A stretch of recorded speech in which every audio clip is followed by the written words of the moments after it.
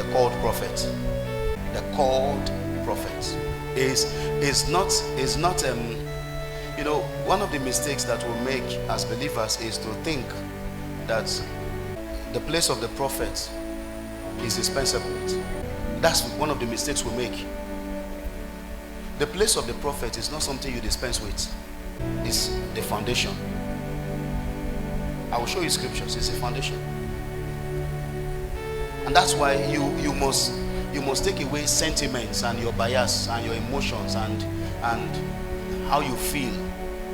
The moment you identify your called prophet, you must learn to follow without sentiment. You must learn to follow without bias. You must learn to be bound with your prophet. It's not, these things are not creations of men to seek attention and relevance. No. There's no genuinely called prophet who is seeking attention and relevance. No.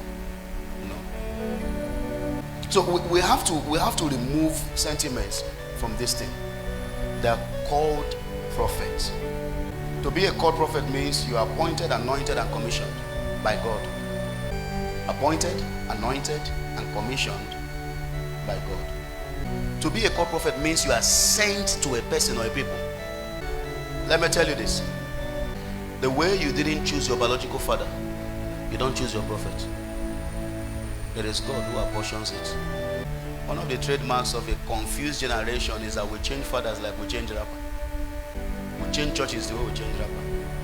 Those who don't change church, obviously, will change church through their weekly practices. Some of you were born to fathers who were very reckless, wayward, poor, right? You didn't leave them. You were born to fathers who were very wayward, very diabolical, did nasty things. In fact, it is their recklessness that contributed to the setbacks in some of our lives, right? Because if they had done what they should have done, some people here would have had better edges and better advantages in life. But you never left your father. What makes you think that you can wake up because there's a problem in the church, there's a disagreement, because he preached a hard message, because he corrected your discipline, whether in the open or in the secret, he said, I'm going, I don't want to. It's a sign of a confused generation. A generation that does not understand that the prophet is the foundation. The prophet is not about men, it's about office. I like you never to. It's not about men. It's not. There is not one perfect pastor anywhere on earth. And I'm close to quite a number of them, and I can't say some things to you because you don't even have the capacity to hear some things. So when you find sons, you can fault your friend, you can fault your pastor, but when you find your prophet, don't fault your prophet. You know why? Let me tell you why. Don't be traditional. Don't be religious. Don't be social. They say that we're going to see what is wrong and give, but that's what we're talking about. The person you fault, you can't find favor with in the spirit.